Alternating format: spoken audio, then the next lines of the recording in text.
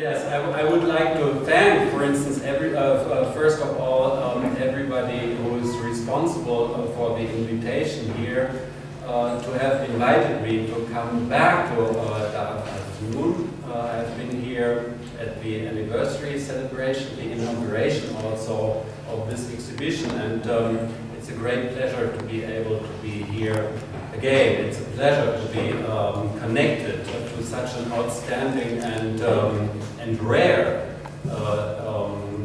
venue, institution like Darat Funun.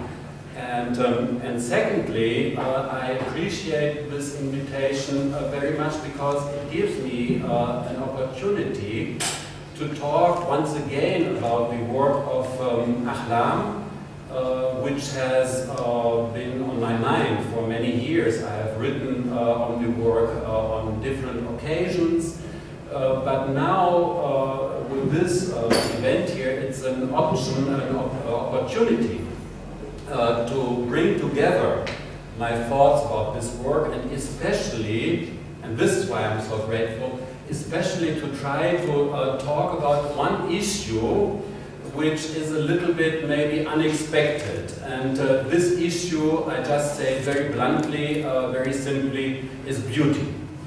And the issue of beauty in relation to this work is, I assume, unexpected.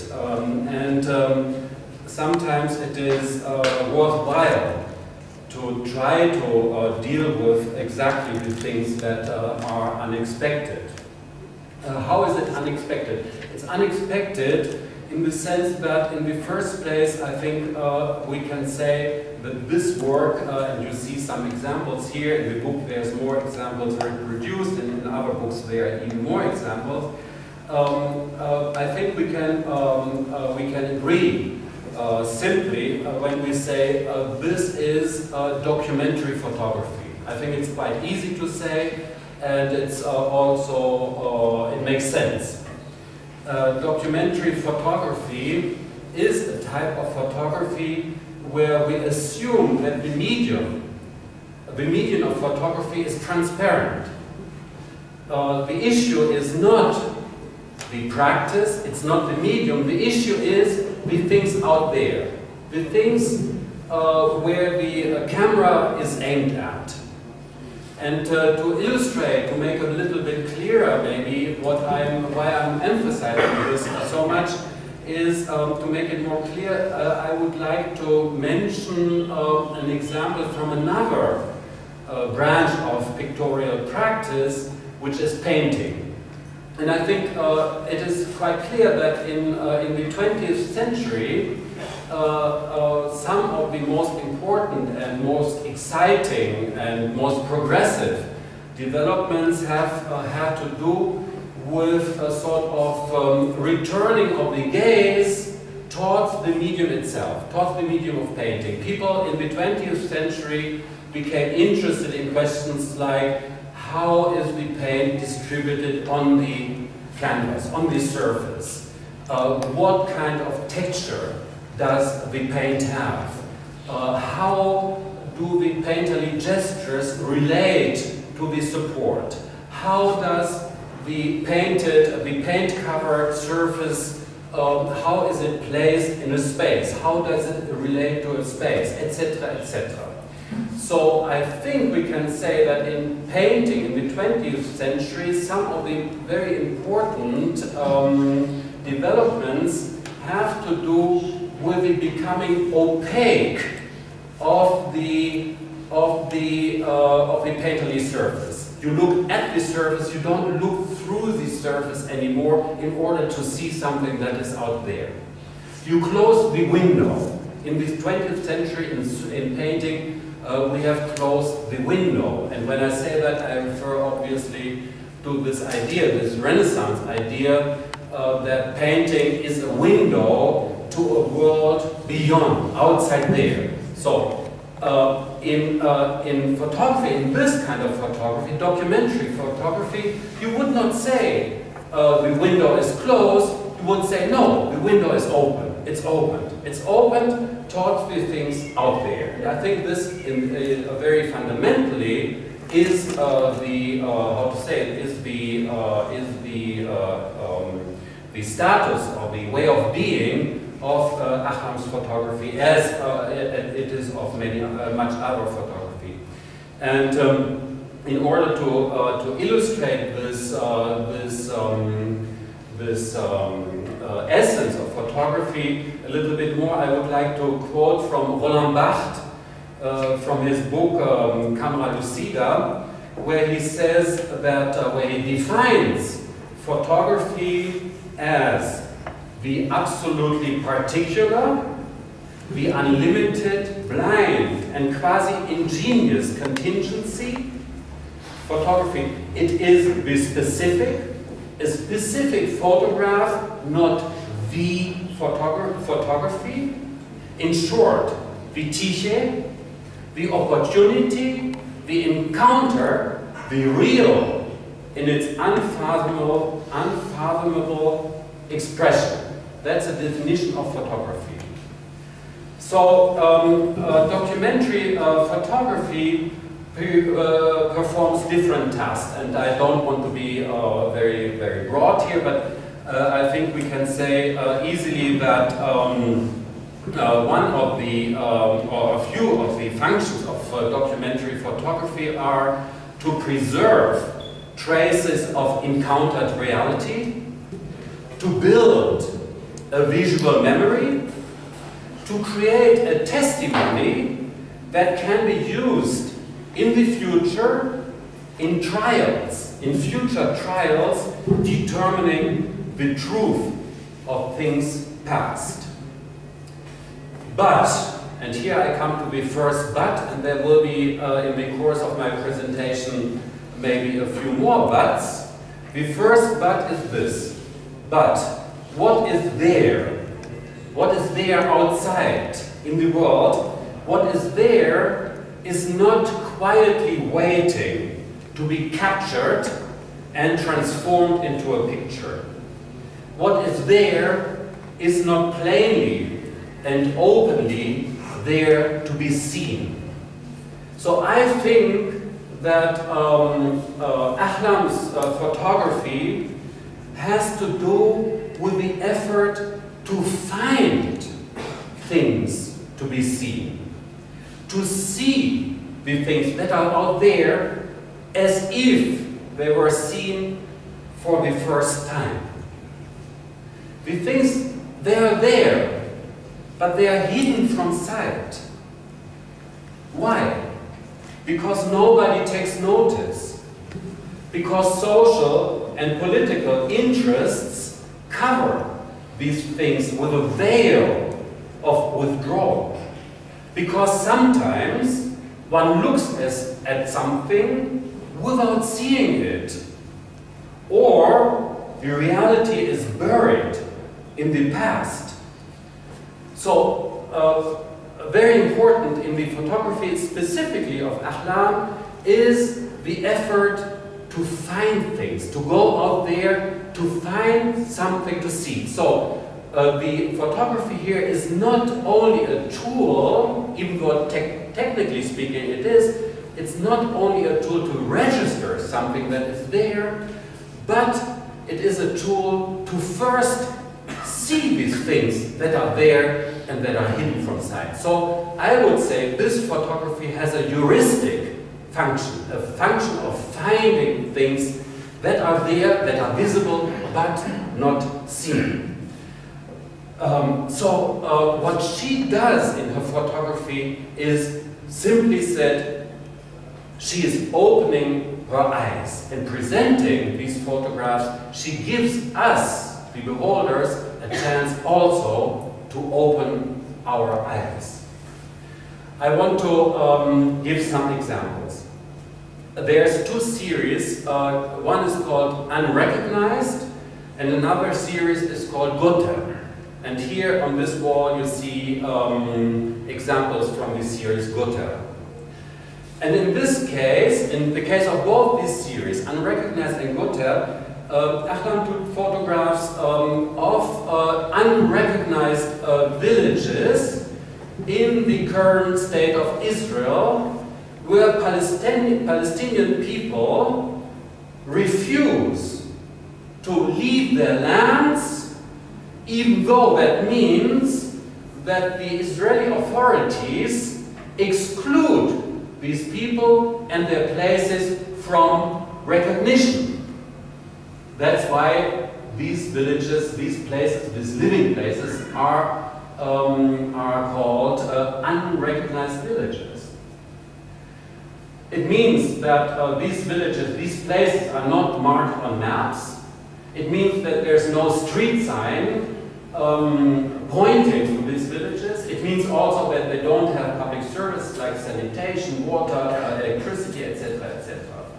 The important thing now, at least important within my argument, is that these villages are excluded from the symbolic order.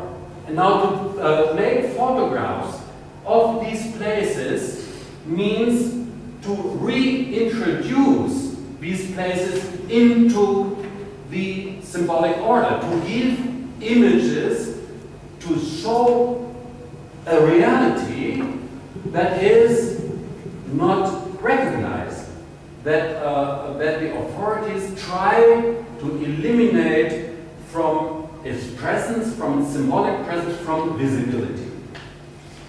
Another example is the series of works that is called Trackers.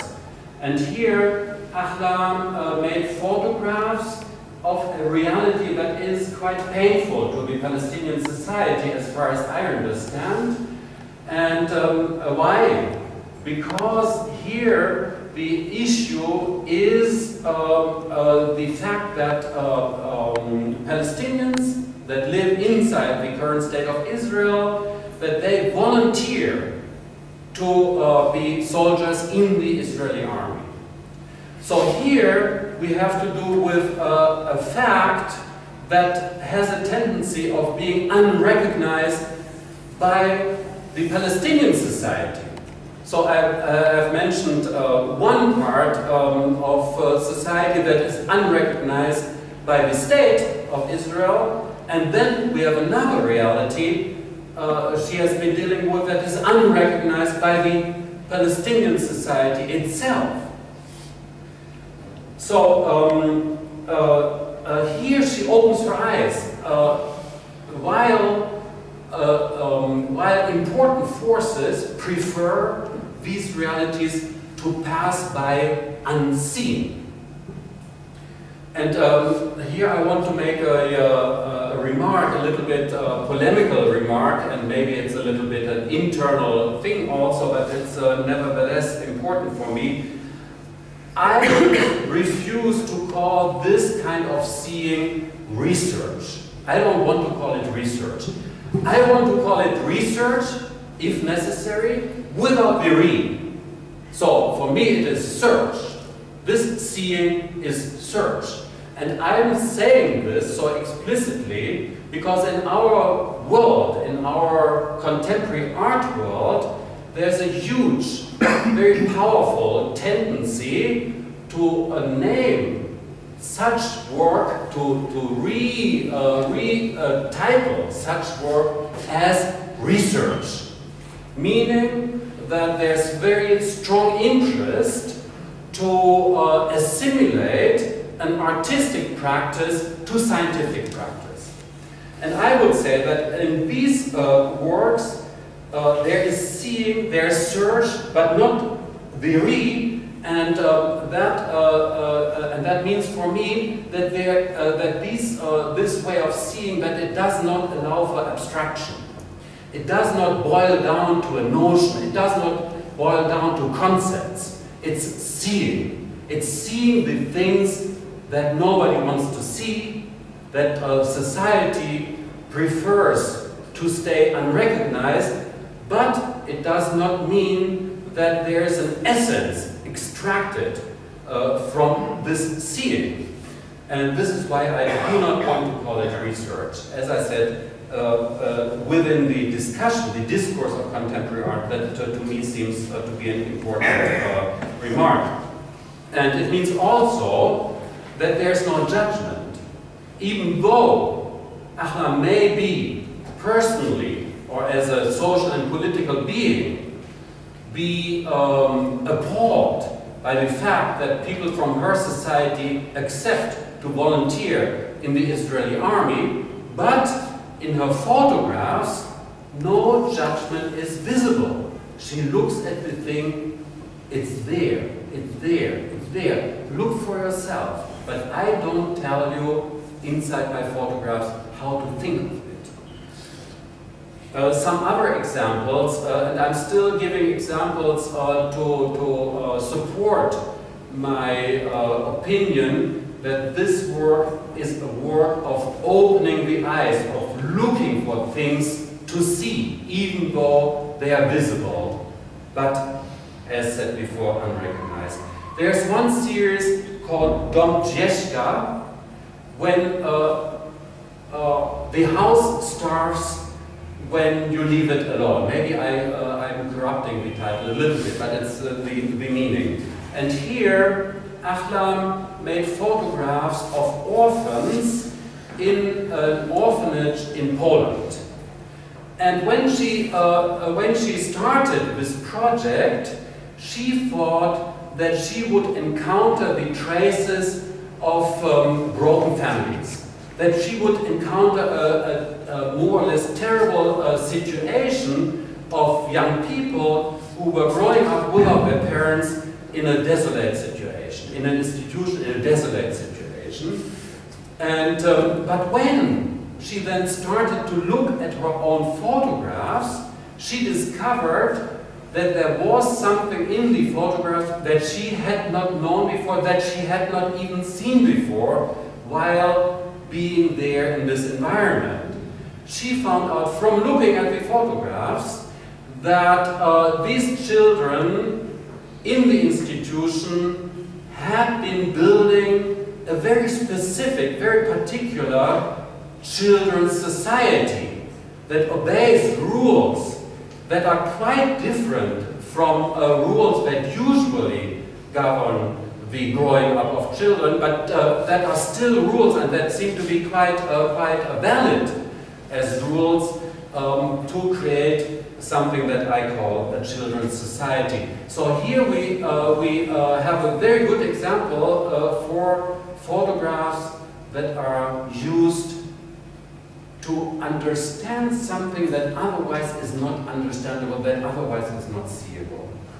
And one last example, her recent series Trauma, done in a village, in a small city in central France. There the issue was to find visual access to things past.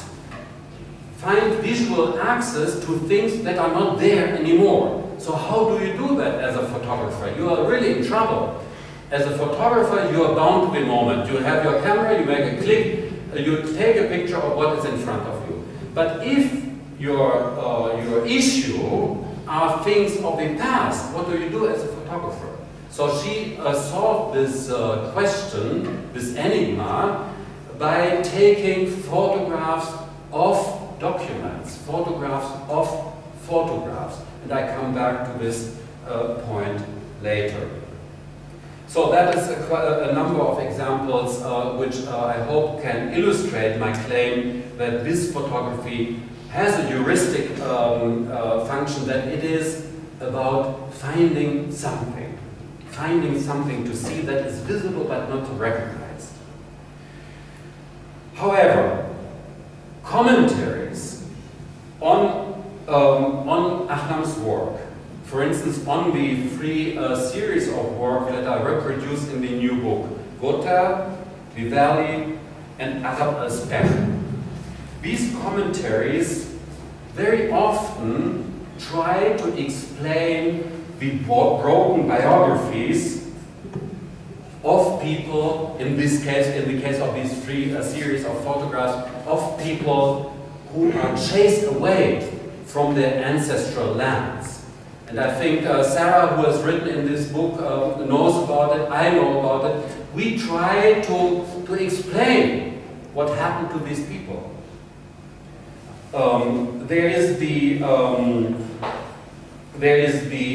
series Water here, where the people in the unrecognized villages refuse to go away. They hold on to the lands because they don't want to accept that the lands are taken away from them. In the valley, Ahlam photographs a society, a village, where people are forced to give up, first of all, their identity, and secondly, to build their houses in unaccommodating locations because the Israeli state has taken away their lands. And in the third series that is reproduced in this new book now, Arab al-Spech, she takes pictures of Palestinians who live not very far from here, in camps in Amman, in Witte, etc. And here, very interestingly, we can see that these people still are connected to the lands that they have lost. So they have built these so-called camps, but they built these camps to be a reproduction of the previous lands. So we have to do here in this three series of people who hold on to their lands, people who try to forget that their lands have been taken away from them, and we have to do with people who try not to forget the lands they have been chased away from. And here, as commentators, we follow in a way something that Ahlam herself has said. And she has said, where there is a house, there is no home. Where there is a home, there is no house. So we try to explain that. And now I come to my point. The problem that this work creates, and I think the problem also that us as commentators create, is that we picture the disappropriation of the land, of the homeland, as a catastrophe. And we picture the people concerned as victims. And the catastrophe, of course, has a name. It's called Al-MACBA. And photographs now, and this is the really important point, photographs that that put into pictures the victims, these photographs tend to duplicate the victimization. So photography, the representation of the unrecognized, that is so important to reverse the exclusion of people from the symbolic order. This practice, at the same time, and that's a terrible dialectics, at the same time victimizes these people a second time. They are not only victims by the circumstances, but they become a second time victims, being the subjects of the photographic registration. And then there's a second point, and equally, or maybe even more problematic and more disturbing. These people that are pictured there, these people that are connected so strongly, that are bonded to a notion of home, a homeland they don't want to leave, a homeland they have to forget, a homeland that they refuse to forget. Each time they are connected, bonded to this issue of a territorial homeland.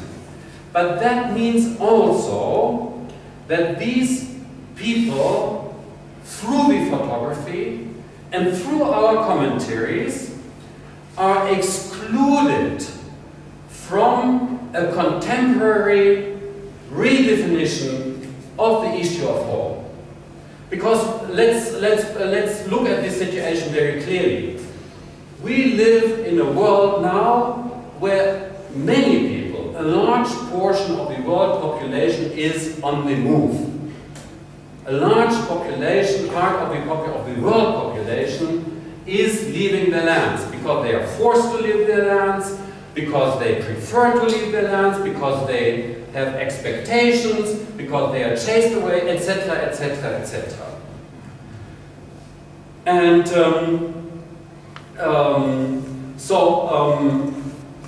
we are living in a contemporary situation where the notion of home and where the notion of the homeland is being redefined. And what I want to say is that it seems to me that with these photographic series and with our discourse, which is absolutely correct, I'm not critical here, however, these people, these Palestinian people, are excluded from redefinitions of the notion of home. And I give you two very extreme contemporary redefinitions of the notion of home. There's one which says that we are living in a globalized world. In principle, everybody is on the move. We are liberated from being bounded to one land, to one territory. There's important statements in the world of thinking where the disconnection from a traditional ancestral homeland is pictured as a new chance for the world population. I could name the German philosopher Peter Sloterdijk as a proponent of this vision of liberation, of levitation. And as always in thinking, you also have the counter notion, which is represented by the Italian philosopher Giorgio Agamben, who says that the condition of the camp has turned in the universal condition of the world population. So what I want to say is that these discourses, the photographic and the commentary discourse, picture the camp as a particular condition of the Palestinian people, not as a global condition, as Agamben does, as a particular condition. And these discourses picture the ancestral lands as the ultimate vanishing point for the Palestinian people. And I can be so affirmative in what I'm saying, and I know that what I'm saying may be disputable, maybe I'm saying things that are quite problematic.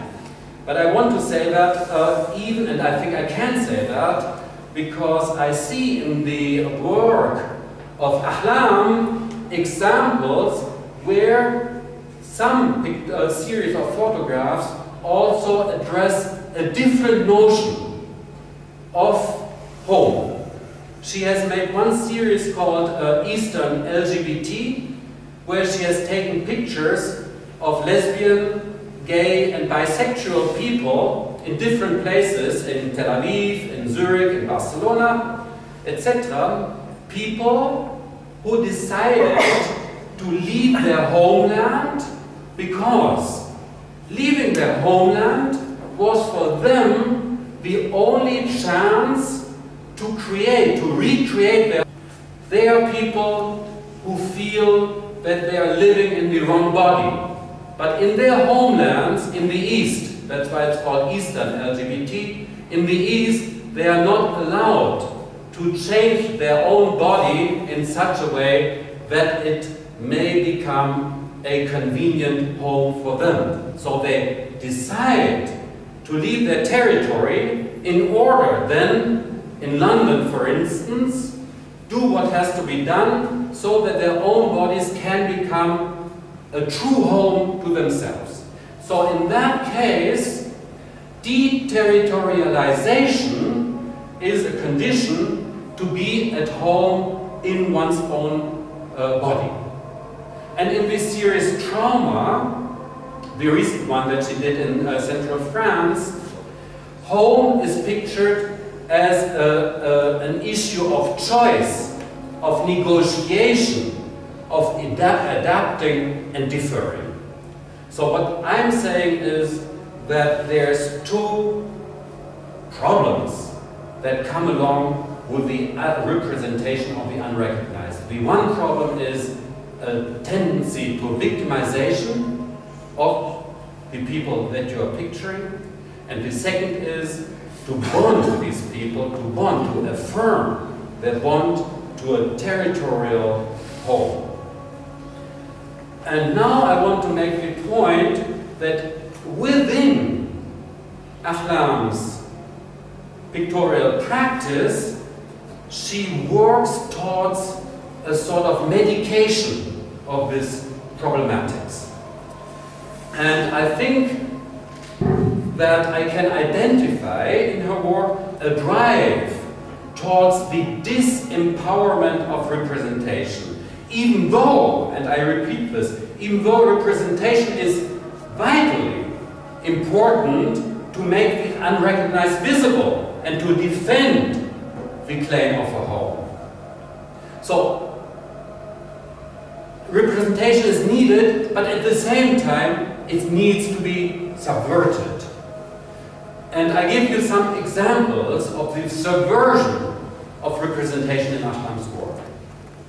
For instance, in this work, Gotha, you see that often people, when they are pictured, when they are registered photographically, that they are registered as shapes or as silhouettes. You don't see portraits. Even here, for instance, most of the body of this young boy is covered. And you see that again and again. People are not really visible. They are represented, but they are represented like shadows of themselves, or, and it's pretty far down, a very important picture, there you see that the face of one person is covered by a piece of paper. And this is not for nothing. It means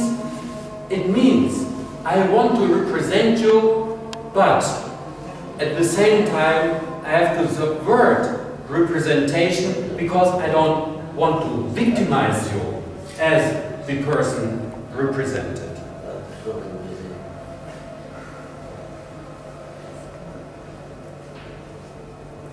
And in the series Trauma, you see sometimes that a person who should be photographed, that this person holds up a picture of him or herself and puts it in front of the face. So representation in that case is veiled by representation. Inside representation you have a suspension of representation. And my point now, and I think this is quite interesting, is that this suspension of representation is implied in the representation of the unrecognized itself. The representation of the unrecognized, in the case of Ahlam's photography, does not signify revelation. It does not mean I pull away the veil. I put you naked up to the view of the others. A representation of the unrecognized is representation of things under a veil. Seeing what is there is seeing what is there under the condition of being being denied recognition. And once again, the photo I was pointing to, maybe the second or third from down there, is a good example for that.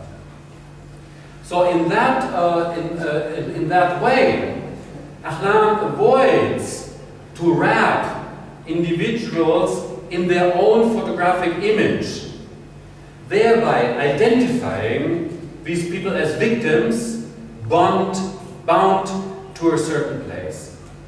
So I think what this photography does is that it performs, very consciously, it performs a failure or displacement of representation. There is some blinding within a system of representation in order not to result in a repetition of the occupying powers' denial of recognition. So now I come to my point, to my real point, which is the point of beauty. I think that the suspension of representation is connected to the emergence of beauty. And beauty here is not the beauty that philosophers like Kant or Hegel have talked about. Beauty here in these photographs is something excessive. It's something unexpected. It's something overboarding. It's something too much. It's an excess. It's certainly this beauty exceeding the interest in documentary accuracy. I'm talking, for instance, again, one of these pictures, the gesture of a boy, this spreading gesture, this incredible elegance of the gesture of this one boy. I think this is a sign of beauty. And I think it's a sign of beauty if we see these terrible shacks, these tin shacks, too hot in the summer, noisy when it's raining, etc. When we see in another photograph these shacks nestled in a rolling landscape of hills. This is beauty. To see how these desperate, poor buildings are somehow inserted in this beautiful landscape, how there is harmony that cannot be because living conditions are so terrible. Or even when I look at a photograph of one of the new towns that the State of Israel has built for the people they want to displace from their lands, if I look at these buildings, if I look at the texture of these buildings within the pictorial frame, I have to say, this is beautiful. It's beautiful even though what I'm seeing there is terrible.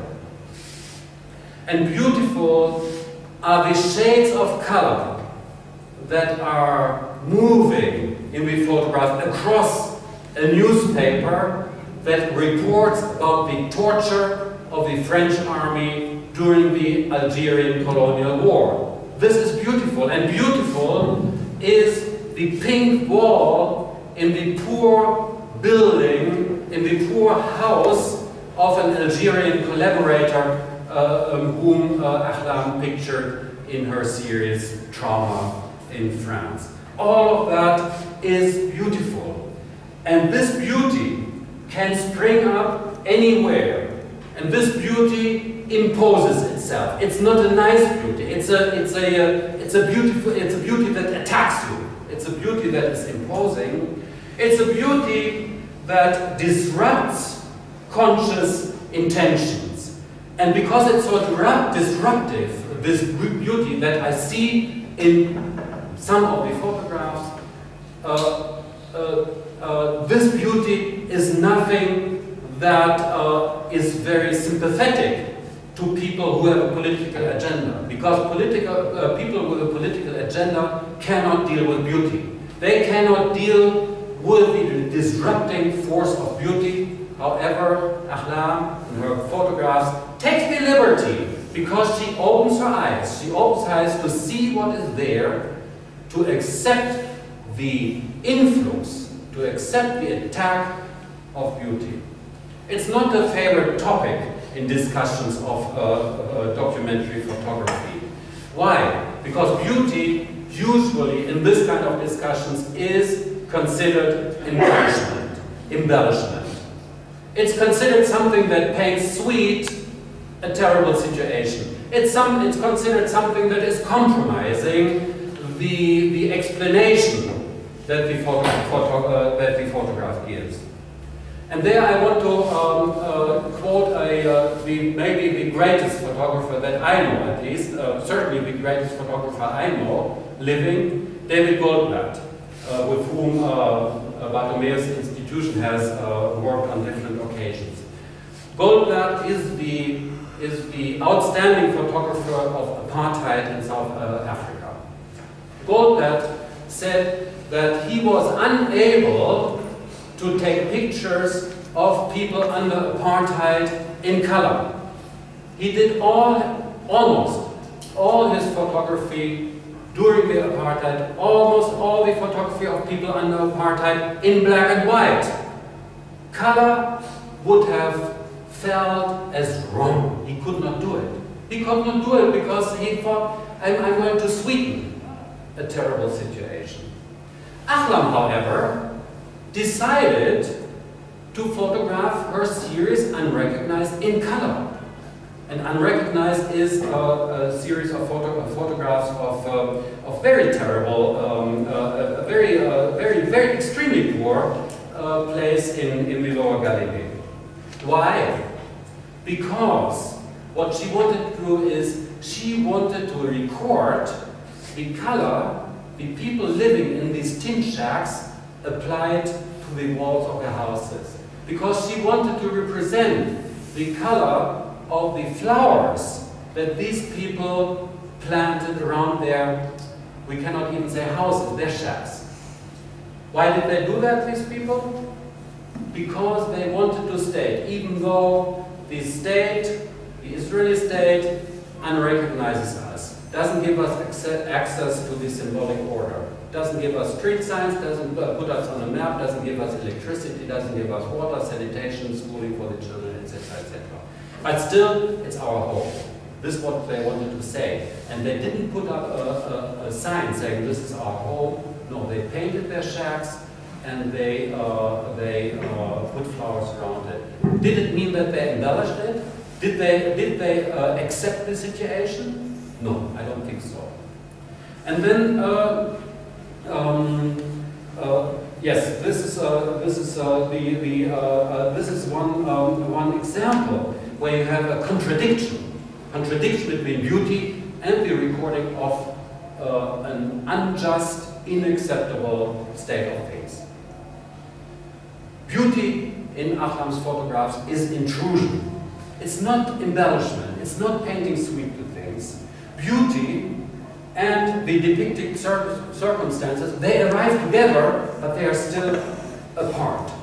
Beauty in these photographs is otherness. It's protest. It's the revolting presence of that which is suppressed by conditions forced upon the people.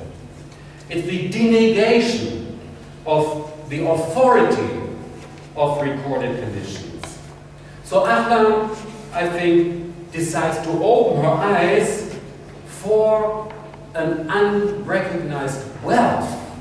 She does not only open her eyes for the unrecognized villages, for the excluded part of society. No, she also opens her eyes for the unrecognized wealth that this condition implies.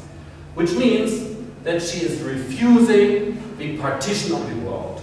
She is refusing the partition of the world in political concern for unacceptable conditions on the one side and the so-called luxury of beauty on the other side.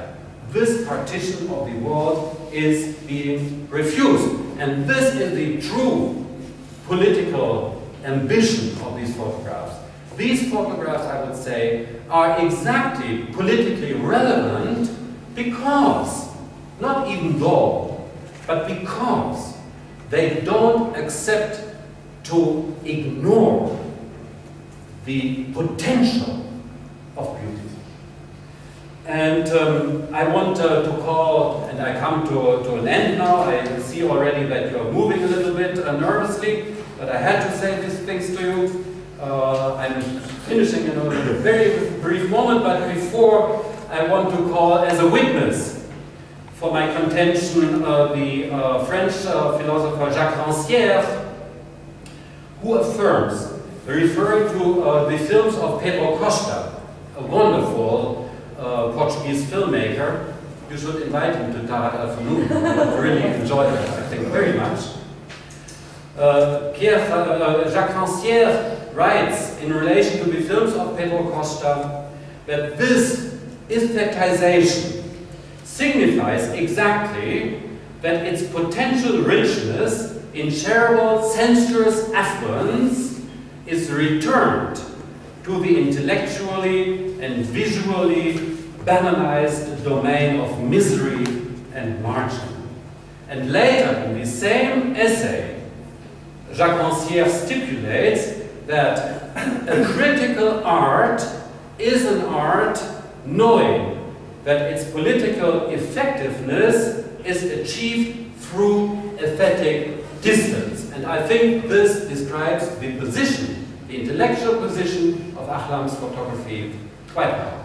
And now, for a little bit more of provocation and for anecdotal reasons, I want to refer to a very interesting recent event, and I would like to say that Slavoj Žižek has not learned this lesson that I try to share with you now, which I have learned the hard way, I can say myself, that Žižek has not learned this lesson when he justified the exhibition of a Picasso painting recently in Ramallah, identifying this painting as a face under occupation. Why did he have to justify the presence of this Picasso painting in Ramallah, saying that this is a face under occupation? Why? I don't understand it at all. I think he totally cuts short the potential of the presence of this painting in the Art Academy of Ramallah. Because he puts it down to the fact of occupation, and he ignores that you have a beautiful painting there. He once again, they say, oh, how come that the Palestinian society is not allowed to have a Picasso in their borders, etc., etc. But the Palestinian society is not allowed to meet with beauty. No, the Palestinian society once again is forced to meet their condition of being occupied. Mr. Žižek, this was not very smart. Thank you very much.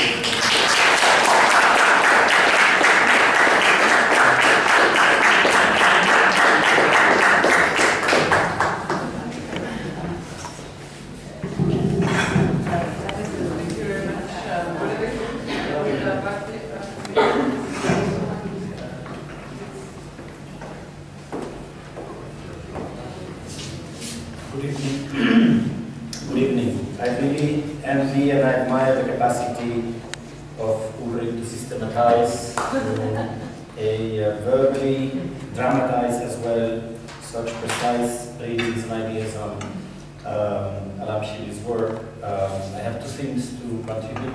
One is that I agree, and the other is, what else can I say? Well, first of all, thank you first to Ahlam Shibli for creating the occasion of this presentation, and thank you to Darat of Funun for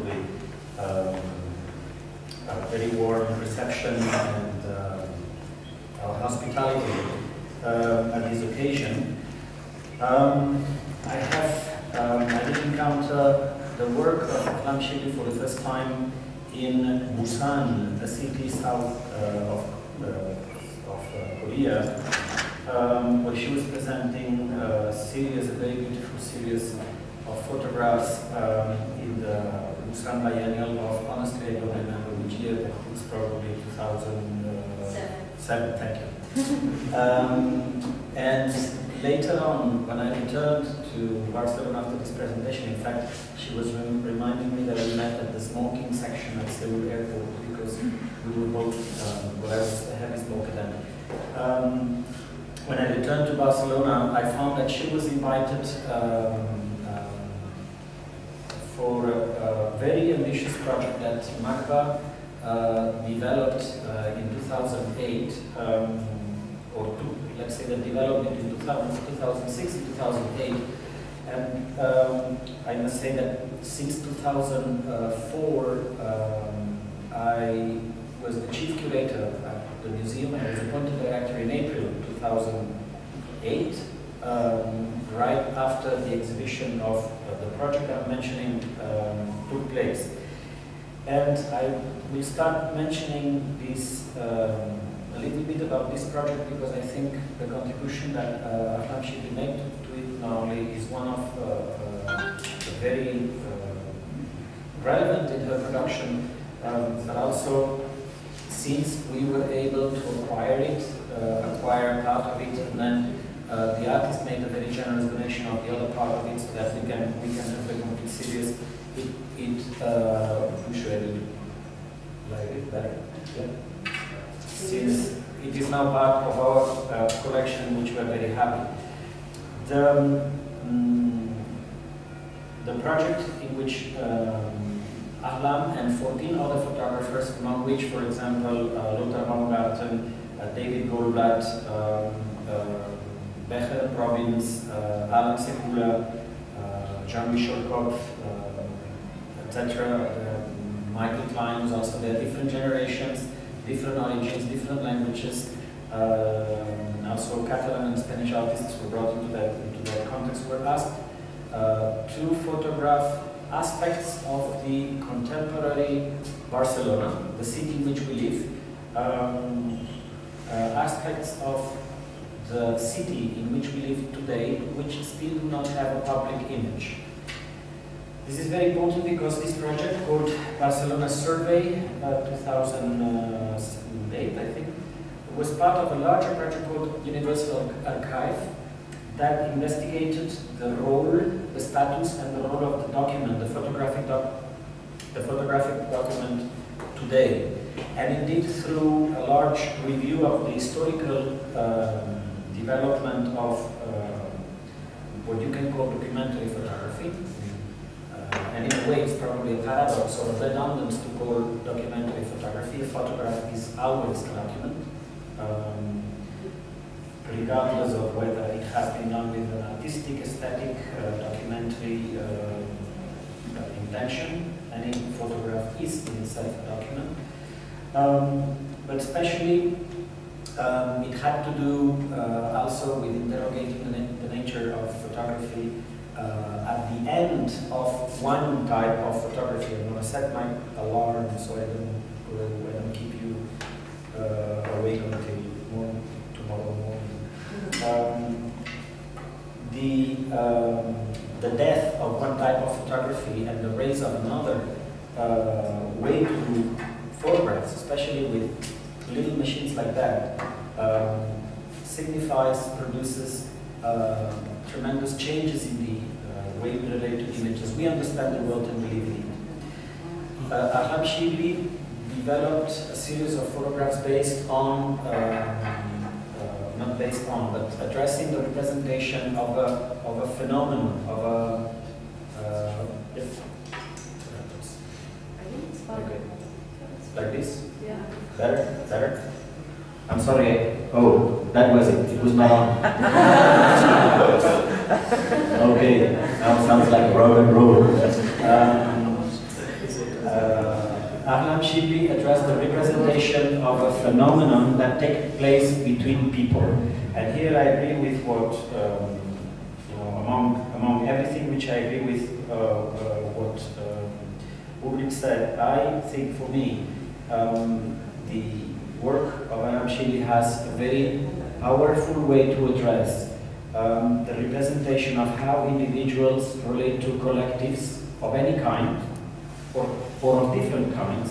How does people as individual units become human beings through interacting with others, and how do we live also in groups? How do we relate our values, our language, our references actually is by sharing it with groups. And actually the work done in Poland, for instance, shows how when we do not have existing ties to exist as a group, then you build them. The individual relates to the collective, but the individual and the collective can never be separated from a territory, can never be separated from a place or from a determined physical space. Even if this space is, as also Ulrich said, on the move. there is no way we can exist without relating to space, even if it is a strange space. The work Ahlam addressed was to photograph the relationship of old people in the city of Barcelona who had the help of younger people, mainly Filipino immigrants, that helped them live in their everyday life. Catalan bourgeois people, Catalonia is a place in the world which has, or a place in the Iberian Peninsula that lived the very first development of industrialization in the country, and it used to have a very large working class population.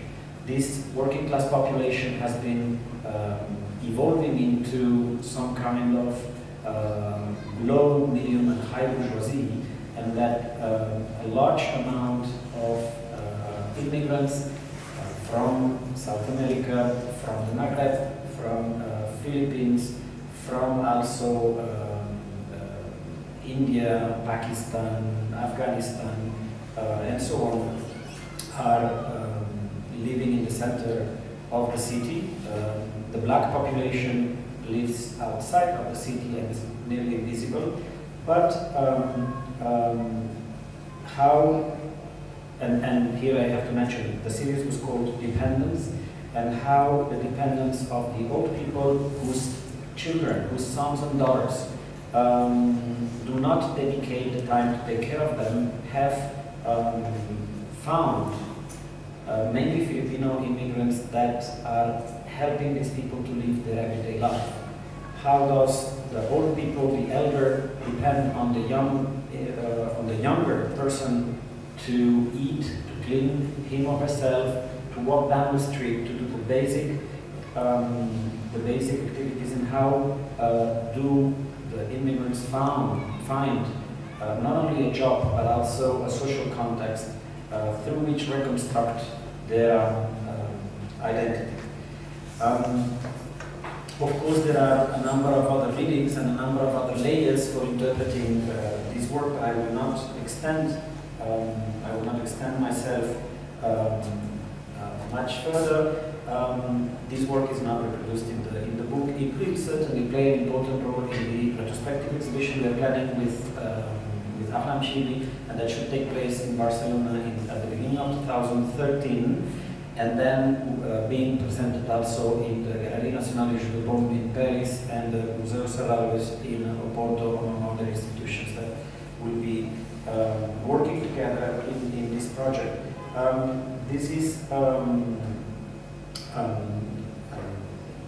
way also to start constructing something that is very important for our museum. It was one of my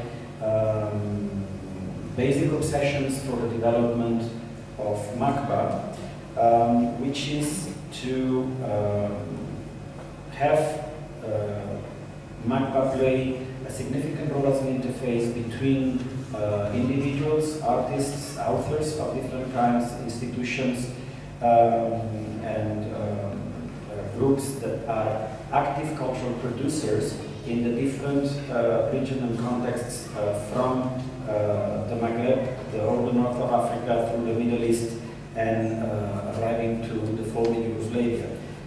Barcelona is a city that naturally looks, well, not naturally, it should naturally have been looking at a space which is geographically its natural space, which is the Mediterranean basin, and in itself also it's in the struggle of building its own canon and its own vocabulary for a certain retelling, reinterpretation, or rewriting, if you want to call it like that, of the history of contemporary art, meaning which place does a community want to play in the general history. MACBA is a museum that was created institutionally in 1987, but opened its doors in 1995. It was very, very young. It was a building was built, designed by Richard Meyer, but there was no collection in the beginning to be fostered there. It's a museum that has been built, as we say in Spanish, from the roof on.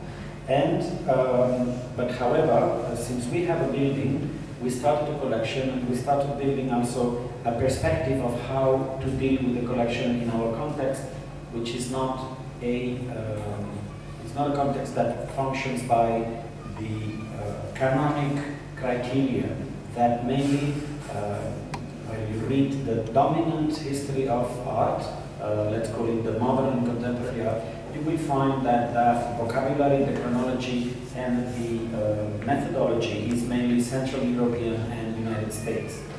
I think it's time to begin to build other narratives and other ways to look at history that are off-centered. It doesn't mean that they are less methodologically exigent or less elegant or less fruitful, but I think when you look at when we, for instance, look towards you, we encounter another chronology and another set of narratives that we need to share. And I think this is also part of the line that has started not only with acquiring works of art, but putting them in collection. We are not Tate Modern, we are not the Guggenheim. We do not go around, chase beautiful things, acquire them and bring them into the fold. I think the patrimonialization of art is important, but we are more interested in what art means, which ideas it conveys, and how is it able to explain, tell the world, and change it. So therefore, the idea of the museum that produces, the idea of the museum that commissions, the idea of the museum that gets its fingers dirty with incitating, with promoting, with producing is a very important idea to us, and that works like this of Ahlam Shibli and those that can come that can be produced in relation to this exhibition are a very good example of what we try to do and what we will be doing in the future. I want to conclude by just mentioning that this intention is also part of or is shared within a larger project that involves other institutions in Europe, especially the Moderna Galleria in Ljubljana, with whom we have developed a project called the International, like the song, the International, that makes reference to a time where solidarity and friendship meant something different than today, and with no nostalgia at all, and that precisely is a research and in this case is also a search, but it's a scientific research and for the establishment of other chronology, a set of other chronologies, a set of other vocabularies, and a set of vocabularies that can tell other histories that are functioning according to models which are not exclusive, they do not exclude our classical vocabulary and chronology, but they have to be superimposed on top of each other. And I think here, at least for museums in the periphery, or museums in the periphery of a periphery, like ours, are the best place to restart this kind of narratives and to start building up not only a vocabulary but a grammar with which you can tell all of this. And probably the best would be that if there are questions that we can talk about related to what we said or what we didn't say, because there is much on set, though we'd be happy to discuss with you either here or more informally outside. Many thanks.